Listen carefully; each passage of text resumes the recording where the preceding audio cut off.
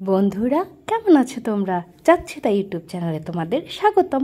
এখানে যা ইচ্ছে তাই আঁকা যায়, যা ইচ্ছে তাই বানানোও যায়। চলো আজকে কি আঁকবো ভেবে ফেলি। আজকে আঁকবো একটি বক। বক কি তোমাদের ভালো লাগে? আমার কিন্তু ভীষণ পছন্দ। বক আঁকতে গেলে প্রথমে আমাদের একটি বাংলায় স্বাদ লিখতে হবে। কি অবাক হচ্ছ? অবাক হওয়ার কিচ্ছু নেই। দেখো কিভাবে একটি স্বাদ হয়ে যাবে বক। একটি স্বাদ লিখে স্বাদের নিচে একটি পাতা আঁকবো। এতে করে গোল অংশটি হবে মাথা, লম্বাটি হবে গলা এবং পাতাটি হবে বকের পাখা। পাশাপাশি আরেকটি দাগ টেনে বাঁকা করে দিয়ে হয়ে গেল বকের পেট। এবার গোল একটি চোখ আর ইংরেজির লম্বা এমের মতো হয়ে গেল ঠোঁট। এবার আঁকছি বকের পা।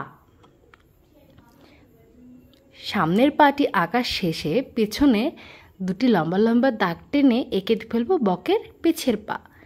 এবার দাগগুলোকে আরেকটু ঠিকঠাক করে দিয়ে এঁকে ফেললাম বকের পালক আর নিচে এঁকে দিলাম পানি। বক আমার সাদা রঙের অনেক বেশি ভালো লাগে। সাদা বক দেখতে কি সুন্দর, তাই না?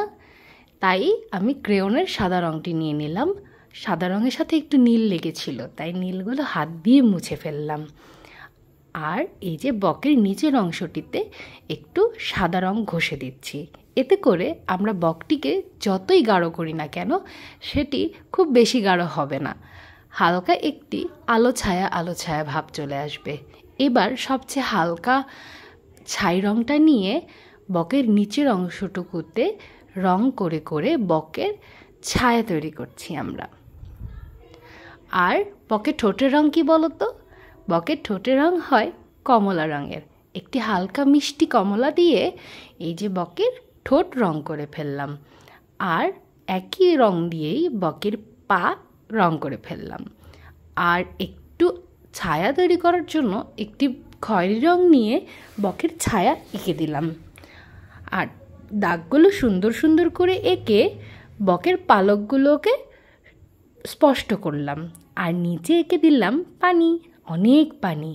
এই বকগুলো সাধারণত ডুবে যাওয়া জমিগুলোতে ঘুরে বেড়ায় মাছ ধরার আশায়।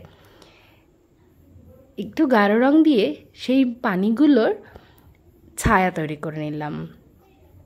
চোখটাকে একটু টানা টানা বানিয়ে দিলাম। আমার টানা টানা চোখের বক বেশ লাগে। এবার যেহেতু এরা ডুবে যাওয়া জমিতে এসে মাছ খোঁজে, তাই এঁকে দিলাম কিছু জমির ঘাস হালকা এবং গাঢ় সবুজ রং দিয়ে। তো বন্ধুরা, বক কি শুধু একভাবে দাঁড়িয়ে থাকবে? এখানে অনেকগুলো বক ঘুরতে এসেছে। তারা বিভিন্নভাবে ঘুরে ঘুরে তাকিয়ে থাকবে, মাছ ধরবে। চলো দেখে নিই আমরা বিভিন্নভাবে কিভাবে বক আঁকা যায়। তারা যদি বিভিন্নভাবে দাঁড়িয়ে থাকে, খেলাধুলো করে, তাহলে বকগুলো দেখতে কেমন লাগবে তোমরা এই ভিডিওতে দেখে নিতে পারবে।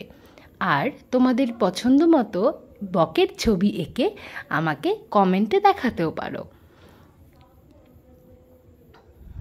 এই বক আঁকা শিখেছিলাম বাবার কাছে। স্বাদ দিয়ে বক আঁকা আমার ছোটোবেলার অভ্যেস। আমি একবার মজার ছলে বকের 4টি পা এঁকেছিলাম।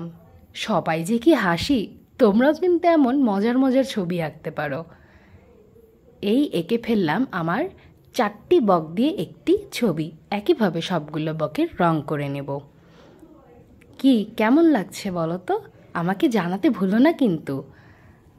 আর আমার এই আঁকাবুকি ভালো লাগলে তোমরা চ্যানেলটিকে সাবস্ক্রাইব করে দিতে পারো, আমার পাশে থাকতে পারো এবং তোমাদের আঁকা ছবিগুলো আমাকে দেখাতে পারো। ধন্যবাদ।